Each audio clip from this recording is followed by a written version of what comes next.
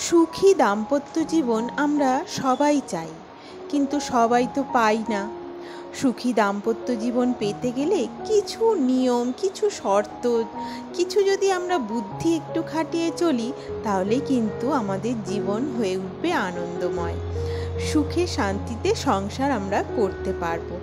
তো কি কি সেই শর্ত, কি কি নিয়ম, কি কি বুদ্ধি খাটিয়ে চললে আমরা সুখে শান্তিতে সংসার করতে পারবো, আজ সেই নিয়েই আলোচনা করব।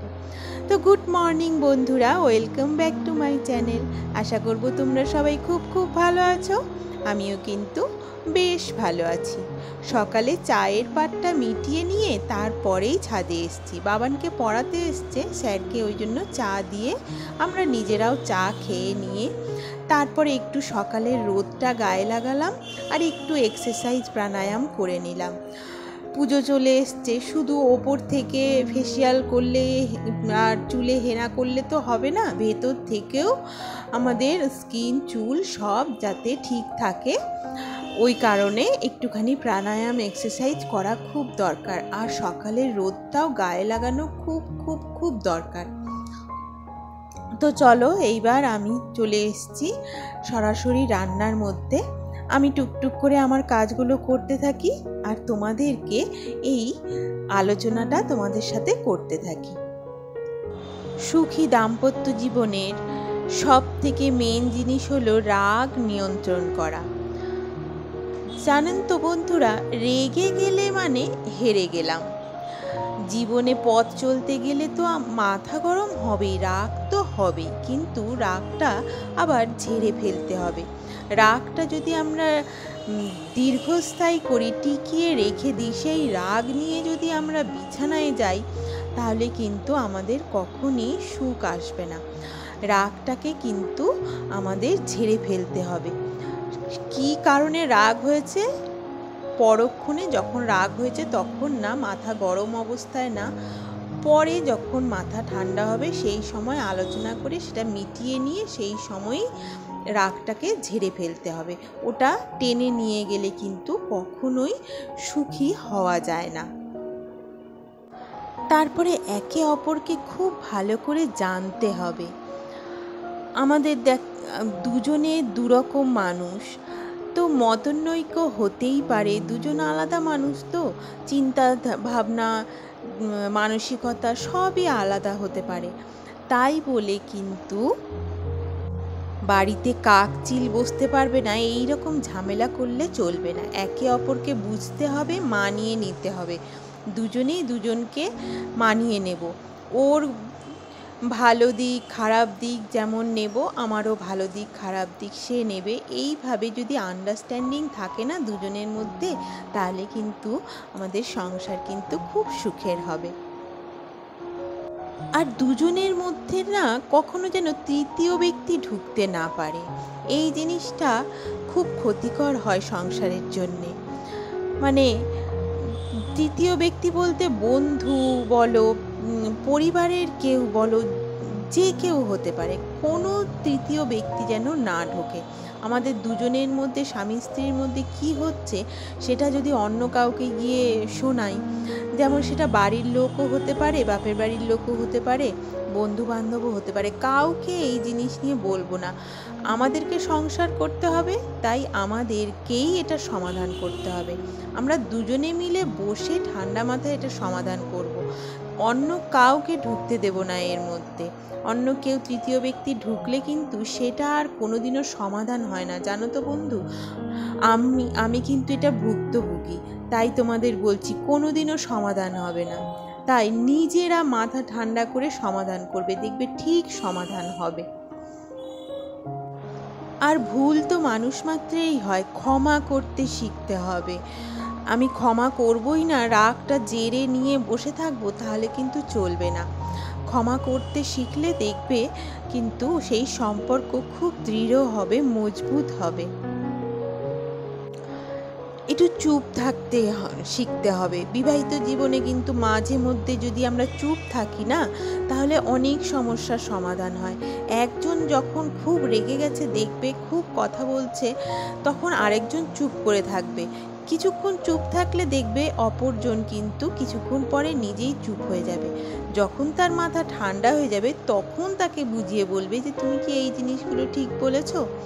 তখন তাহলে সে সেই জিনিসটা কিন্তু একবার দুবার তিনবার করতে করতে দেখবে, তারপর থেকে কিন্তু সেটা কম করবে। এই জিনিসটা মাথায় রেখে চুপ থাকতে শিখতে হবে।